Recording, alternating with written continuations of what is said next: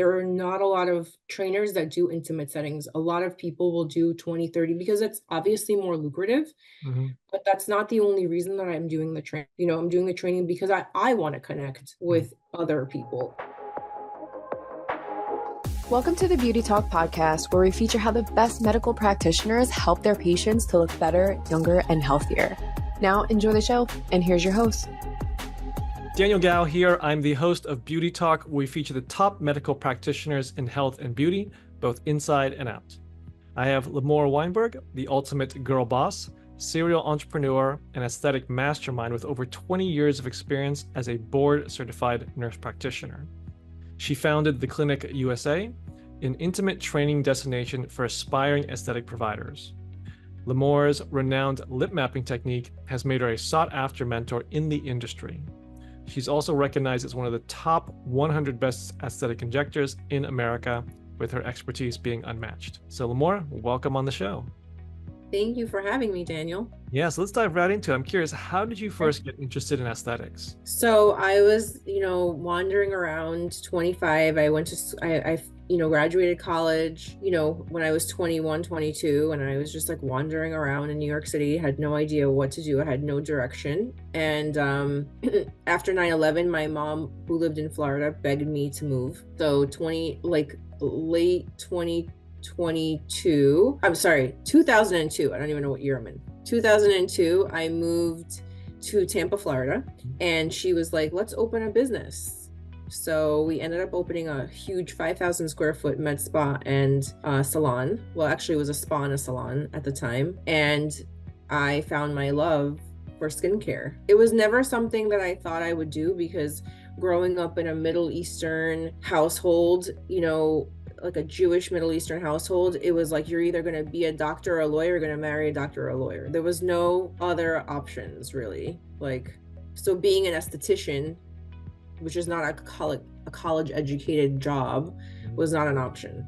So when we opened the business, there was this one particular day where we first opened, and we weren't even open yet, and there was like a training for all of the service providers in the skincare line that we had gotten. And the woman that came, I will never forget, her name is Mariette, and she was amazing. And she did this whole routine of like a facial. And she kept asking, okay, who wants to be next? And I'm like raising my hand. She's like, no, you're not even licensed. Like, no, not you. And finally, by the third day, she kind of gave in. And here we are. So I did a facial, and she was like, you're really good at this. I think you need to do this. I'm going to talk to your mom. I mean, I was like 25. It's not like I was like 12, Yeah. So she's like, I'm going to talk to your mom. So immediately after that, I went to school for like facial specialist, which is like the name of the license, I guess. And I got licensed in Florida to do facials and body treatments. And that kind of started me on my way. And then after a few years, I kind of got bored of that. I actually ended up training for that same company. They hired me to be their national trainer.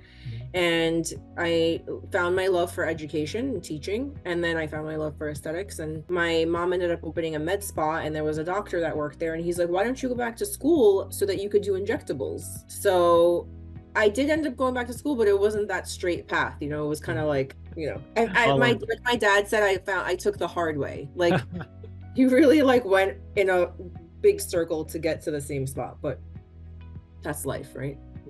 That's one hell of a story as far as where you got to where you are right now. But yeah. I think it led to a lot of how you got to be as good as you are, because you went through that whole path, and you didn't go the traditional path where you wouldn't have picked up all that real world experience. Right. Yeah, I mean, I learned all about skincare. I learned all about lasers, because then we opened a laser center. I learned, there was all these things. And even though I hated being in Tampa, but that was kind of the path that I ended up taking, which was definitely not a straight path, because when I ended up moving to Miami 6 years later, and I worked in hospitality. I didn't even work in skincare or anything like that. And then the job that I worked at closed abruptly, and I was like, I need to go back to school. So then I literally went back to school then. So it took like a long time for me to find my way back to school, to get licensed, to be a nurse practitioner. It was a long road. It took me like 10 years of going to school and working, and so. Okay. Now, I'm actually really curious, throughout this journey that you've had, in your introduction, you talked about your lip mapping technique. So could you talk a little bit more about the lip mapping technique, how you decided, how you came up with that, how it got developed, and all about that? So lip mapping is a technique that's used in tattooing, lip blushing, lip tattooing, and also it's also called brow mapping. Do microblading or permanent tattooing on the eyebrows. And I remember I would do lip injections, and I'm like, why don't we draw on lips like we draw on for tattoos, you know? And so I just started doing it the same way that you do it for lips for tattooing. I started doing it for injecting, and now I actually can't even inject lips without drawing on them first. It's very difficult for me. Like I need some sort of a map. And the thing is, I'm sure you've never had your lips injected, but when you start injecting, you know, the tissue starts to swell, so you can lose your place very easily. But when you map it out first, it's much easier to kind of gauge. You can also spot asymmetries and imperfections when you're drawing and when you're taking your photos. So it helps me kind of map out what I'm going to do, and gives me a plan and a blueprint before I even start injecting. Got it. Okay. Something that I teach and something that has been adopted by a lot of other injectors. It's funny because I see videos on Instagram of people who I've trained, and I'm like, oh, they're using my lip mapping. So you're the founder, we'll call it. Not exactly, but yeah.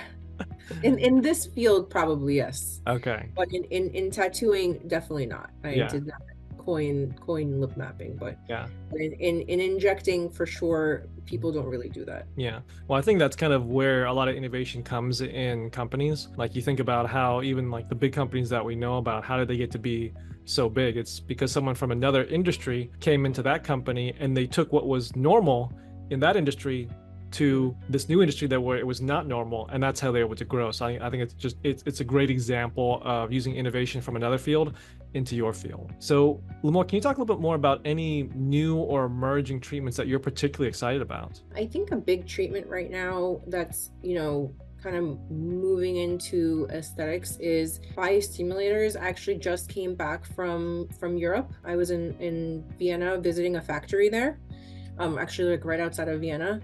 They do a lot of different medical supplies, but they're working on a new filler that's coming out. So something that they also have found to be really big in their industry in Europe is biostimulators, and they're mixed with HA. And it's something that we don't have in the US right now, but there is something called polynucleotides, which is a derivative of salmon sperm, and I don't know if you've heard about it or not. No. So it is a biostimulatory treatment, but the problem is that it is not FDA approved in the US. So it is FDA approved for topical treatment. So you can do like microneedling or lasers, and you could use the polynucleotides topically, but it is not FDA approved for injectables, unfortunately, which is the way that you'd want to use it really optimally. They've been using it in Korea and in Europe for years, but things take a little bit of time in the US. Yeah. To get there. Especially when you're dealing with the FDA. Right. So, I mean, I think that they will eventually be able to get the polynucleotides FDA approved, but right now it hasn't happened yet. But that is a treatment that even topically, when you use topically, that I'm really excited about introducing that to my patients. Anytime we send out an email and it's like salmon sperm, and everyone's like, what? How are you getting the salmon sperm? I'm like, I don't know. Don't ask. We go around, we're like, we're manufacturing it in the back, But yeah, so that's I think in general, just people are really understanding that combination treatments are the way to go. So there's not like one go-to, like you can't just do Botox, you can't just do fillers. You need to do a combination of things, whether it's, peels, microneedling with radio frequency, devices like IPL, lasers, different type of ablative lasers. Like there's just it's a constant maintenance. And I think that at this point, we're kind of training our patients to understand that there's not like a one size fits all. Like a lot of people come in or patients and they say, oh, well, my friend did half of a syringe or filler, so I want to do half of a syringe, but you guys don't have the same face. You're not the same age. You have different shapes to your face. So you need to complement different areas. So I feel like people need to understand that more. I don't think we talk about that enough on social media. I think we, like myself included, I show like a before and after photo or video of beautiful lips, right? But I don't really explain like why I used only half a syringe here and 1.2 here, you know? Mm-hmm. So, because in my mind, it's obvious, right? It's different people need different things. But I did come out with an ebook for other injectors, and it's called a lip recipe ebook. It was a lot of people always ask me, like, injectors are always in my DMs asking me like, why did you use this filler? Why did you use this needle? Or why do you bend your needle? Or, you know, all of these things. So I'm like, let me explain it. So I basically came out with a lip recipe book. It's 40 different lips. It's like wide lips, M-shaped lips, like every kind of lip that you could think of. Lips with no shape, lips that were dissolved, lips that, you know, that are really thin, lips that are fuller. And I kind of explain how I get from point A to point B to point C, and like the before and the after, and how you can get there. So it talks about what the needle size is, which filler I used, why I used that filler, like step-by-step instructions, like a recipe. Mm-hmm. Got it. So I mean, I think this is one big thing that you really use to differentiate yourself in the industry. And I'm really curious, like, how else would you say that you differentiate yourself, your company, from others? I'm really good at finding the gaps in the industry, and like what I see everyone, like right now, a lot of people want to get into aesthetics, right? So mine immediately goes, okay, well, a lot of people want to get into aesthetics, but they don't know how. So I'm launching a mentorship to kind of guide them. With all the experience that I have, I am a good person to go to. I mean, people ask me anyway. So I said, why don't I do a group of people that have the same interests and the same, you know, common goals of getting into the industry, or even if you're already in the industry but you're a little lost. It's very easy. If you started, I just had this conversation with someone yesterday. If you started in the beginning, you know, maybe like 9-10 years ago, it was a lot easier to get into it because there weren't so many people. Now you're just kind of lost in a sea of people. So whatever I can do to help other people in my industry, I love doing. So whether it's teaching, whether it's mentoring, you know, injectors are always coming in here, or people who are interested in this industry will come into my office and shadow. I'm very welcoming for it because, you know, when I started, there was no one for me to go to and talk to and be mentored by. So I think it's really important because you can go the wrong way. So you need to kind of keep everyone together. This field is also very isolating, and you feel it's very competitive. So, you know, whatever I can do to open doors for people, you know, to kind of connect people together, I love doing that. So that's a way that I feel that I differentiate myself. I'm not competing with anyone. I kind of want to help.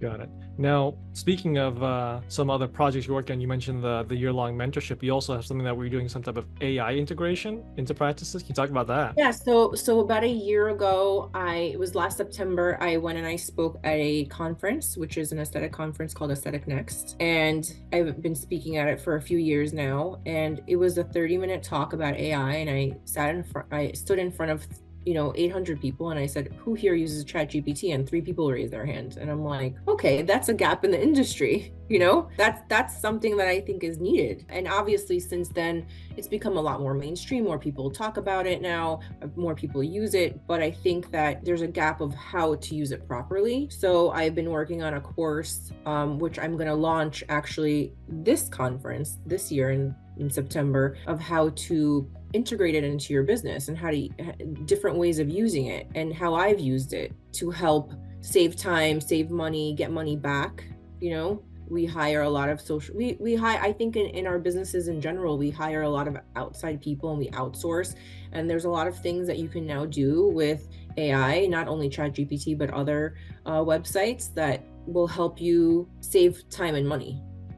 Got it. But only if you know how to use it. Yeah. You know, I mean, when I first started using, I don't know if you have this experience, but when I first started using AI and like, let's just say ChatGPT, I would get like the crappiest responses. And I'm like, I'm expecting this like super smart computer to like give me all the answers to life. And it's giving me like nothing. And then I realized like, oh, you have to know how to use it. Right? It's not just some magical contraption that's going to give you all the answers. You have to know how to prompt it. So part of my course is about, you know, how to prompt, or like how to use prompts properly so that you get the answers that you want. I mean, I'm still working on it. We still, I think, are relatively new at this. So, but I think that I could definitely help a lot of other people in my industry, and just in general, like even in a regular medical practice, like how to do an analysis of your website. Everyone has a website, right? So you do an analysis and you see like what are the areas that I'm lacking, what are the areas that I need help with, what are the keywords that I can use for, just to kind of get myself up there on Google, right? I think there's a lot of ways that you can use it to help, even very basic ways. But as you can see, my industry tends to be a little archaic, so yeah, we need all the help we can get. Yeah, I mean, AI has been growing tremendously. I mean, it's incredible what we're looking at as far as how far the technology's gotten. Yeah. It can definitely help with a lot of things. I don't think it's quite at the point where it can replace people, but I have started seeing some things where it's able to do phone calls, which, I mean, I think it's still early. Like, you can kind of tell it's a bit of a robotic voice, but Yeah. give it 2-3 years and I think it's going to be really cleaned up. So it's just incredible how quickly that space is moving. So I think you definitely recognize that gap. I don't think it's going to be replacing people right now, but somebody that uses AI will replace you. Right? Yeah. So maybe not necessarily AI is replacing you, but someone who knows how to prompt or someone who knows how to use it might replace you. Someone who's more efficient at their job. So I hear all the time that someone's using AI in their job to get to be more efficient and to get things done faster and quicker. So that's definitely happening right now. Yeah. Now I want to dive a little bit deeper into the training side of your business. So I'm curious, like, what is your general approach to how you educate your students? You talked about having mentorship, you talked about training, and kind of what you were missing when you were coming up in the industry. So what would you say is the way that you view your approach on educating your students? I think my biggest, pro when you train with me is that, I'm very down to earth. And I remember what it's like to start out somewhat. And so I kind of bring that into my trainings, and anyone that's taken a training with me will say, even in my reviews, like, she's so down to earth. She shares her experiences with you so that you don't feel so intimidated. Because actually I recently took a course in lip blushing, which is tattooing, and it was really hard. And I haven't had something challenge me like that in a long time. And I was like, wow, this is what it must feel like to start out injecting. Because again, that's been a long time for me, So even though, I'll be injecting a model in a demo for a training, and everyone that's in the course will be like, oh, you make it look so easy. And I think to myself, like, yeah, but I remember I was where you're at. I remember the first time I ever injected someone, the job that I was at was like, oh, we're going to train you. And they never trained me.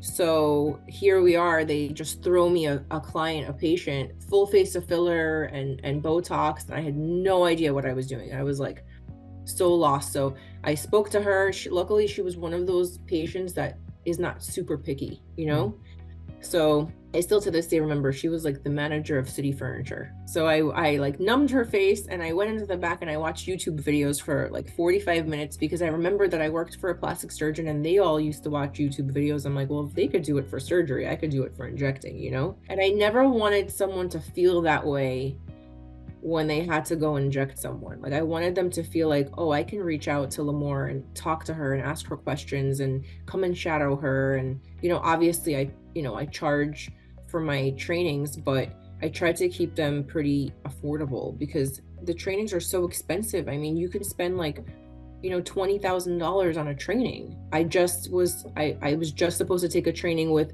a pretty famous lip injector, and her training was over $6,000. And that's a lot of money for someone who's starting out. You may or may not have a job currently. So I try to keep those things in mind when I launched my training. Not that my training is inexpensive, you need to find a value in it too. And I feel like when you make it too inexpensive, people are like, well, why is it so inexpensive?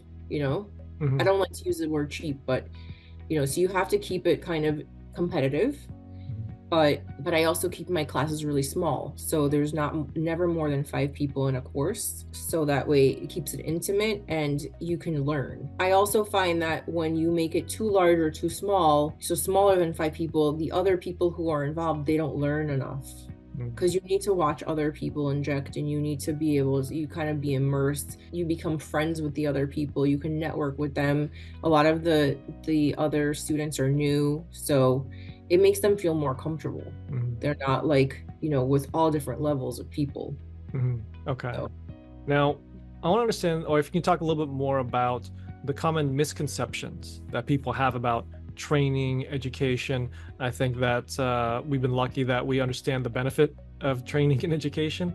I'm just curious, like, what are some of the common misconceptions you see from your students or people that are interested, but maybe they're not quite I think sure? there's a lot of legalities involved in what we do, especially in the state of Florida. So in the state of Florida, you have to be a nurse practitioner, physician's assistant, MD, DO. You could be a dentist. In a lot of the other states, you can be an RN and inject. In some states, you don't need any sort of schooling. One of the biggest issues in my industry, I don't know if it's misconceptions, but that there is no standardization across the board. So, different states, different offices, like you can kind of do whatever you want, right? Like there's no, like, this is the way to do lips, this is the way, because a lot of it has to do, it's an artistic thing. So I feel like we've come into that issue a lot where there's no standardization. So, one person does 60 units in a face, one person does 45 units in a face. Like there's not like any sort of, set parameters. So even though the FDA makes recommendations based on a product, we all use it off label. So for example, Botox is approved for in between the eyes, but everyone uses it everywhere, right? Like, I mean, Botox is not a good example because they actually have been FDA approved for other things, but just giving that as an example, right? So, or like a certain filler comes out and the filler is for cheeks, or it's used, the indication is for like mid face, or like, superficially or deep, and we kind of do whatever we want with it. So there's no standardization across the board. So everyone's kind of doing whatever they want. As far as training goes, I try to explain that in my trainings, but at the end of the day, if you're buying one company of a filler and neurotoxin, which is like a Botox, you're gonna be using it for whatever you need. So it's kind of difficult to also enforce that standardization because you're not buying like let's say 20, you're starting out, you're not buying like $20,000 worth of stuff or from different companies, so you're going to be doing whatever you need to get to the goal that you want. So it's just a little difficult. So a misconception is that you don't really need to be educated on how to do it properly because there is no standardization. So it's like, how do you deliver that result to your client without having any sort of parameter or guideline? I see. Okay. Got it. Not like other fields where there is a certain way of doing an IV. There's a certain way of doing, this medication administration. There's like we don't have that. Yeah. Okay. That's the wild west. Yeah. Now, when it comes to the students that have gone through your program, I mean, is there maybe like one story that you can highlight of kind of like, I guess that they had got a really good result out of your training, maybe it turned their life around, or I mean, do you have a story that you're able to share about a student that's been through your training? A student that's been through my training that's had, I think a lot of people that go through my training is not like one specific person, but a lot of them are coming from other fields, right? So during COVID, I think a lot of healthcare workers were mistreated. I'll say that. Thank God. I always thank God every day that I was not in the hospital when that was going on, because I already didn't really fit into the hospital scene. So when COVID was going on, I was already working in a private office, doing injectables. So I think that during that time period, there was a lot of mistreatment of healthcare workers, whether it was MDs, nurses, nurse practitioners, they're just overworked, underpaid. They saw like the glitz and glamour of aesthetics and they were like, I want to do that. That looks really enticing. So we've seen like a boom in the industry of people wanting to get into it, right? So I think I see a lot of people in my trainings, medical providers in my trainings who are transitioning from one job that could be like completely different. So it's like an oncology nurse or a doctor, and they're going into aesthetics, which is a completely different field. And just to see, like, you know, their kind of light bulb go off and they're like, oh, this is so nice. This is so different. You know, I'm like, yeah, it is. Like, I can't even believe you're transitioning from this to this. It's like a totally different thing. Like, people just woke up last Tuesday and they're like, you know, I think I'm going to inject. You know, where I came from a totally different background. So it's very interesting to meet people from all walks of the medical profession now deciding that they want to do this. Because I remember when I was in school, or even when I worked in the hospital, and people would be like, so what do you want to do? Like, what's your goal? And I'm like, I want to be an injector. And that was never a real job. Like, I remember people would be like, that's not a real job. And I've trained some of those people now. You know, it was very interesting. I actually trained my preceptor. She precepted me as a nurse, as an RN, and in the hospital. And she would always be like, Limor, what are you doing here? And I'm like, I have no idea. I don't belong here. I really never did. I mean, I did it to get to the point, you know, to be able to inject, right? Because in Florida, you need to be a nurse practitioner. So I really had to go through a lot of school. But I remember when I would work in the hospital and they're like, why are you here? You don't belong here. It was very obvious that I did not belong there. We would laugh as like they would walk by the rooms. I'd be in a room with a patient and they'd be like, hashtag yachting, you know, yachting in Saint-Tropez. I was like, I know that's where I should be, but I'm here. So it was like, we had fun, but it was definitely like a difficult time for me because I was, in my mind, I'm an esthetician, and also during the time that I was working in the hospital, I also did lash extensions. I was still doing eyebrow tattooing. I was still doing all of these other things on the side to keep my creativity going. So it's just interesting now to be at the place where I'm at and be in the position to be able to train and mentor all of these up and coming injectors and you know, doctors and nurses and all of these people who now want to be in my industry. And it's a very fulfilling thing for me, right? And to watch someone injecting and that light bulb going off and saying, oh wow, I can do this, you know, that's like you know, a very fulfilling thing for me. So it's not like a specific story about any one student. It's just, you know, the whole evolution of the industry has been a very interesting, you know, transition. Because when I started doing this in my area, for example, there was like maybe 9 people doing it, and we all knew each other. Yeah, you know, now there's a med spa popping up on every corner. It's becoming very saturated, which is why a lot of us now that have been in this industry for a while are kind of pivoting to something else, because we see that there is a need for standardization, there's a need for mentoring, there's a need for all sorts of other parts of the industry that have been kind of neglected. Got it. There's no one doing it. Yeah. So yeah. Okay. Well, thank you for sharing that. It's very insightful to see how you're making a difference in the industry, how you're helping others get into the industry. Now, Limor, I have one last question for you, but before I ask it, I want to point people to your website at www.getbasal.com. Now, last question is, what do you think is the most important piece of advice you can give to someone who's thinking about signing up for training, but isn't sure which teacher or which mentor to choose? I think that a lot of us have Instagrams, and if you so I'm just going to tell a story really quick. I had a course that was super full, maybe like a year ago. And one of the students that came in said, you know, I signed for this course because I watched your Instagram reel and it made me laugh. And I felt like, you know, we would vibe. And I thought that was really funny because, you know, you put things out on Instagram and you don't think anyone's ever watching it.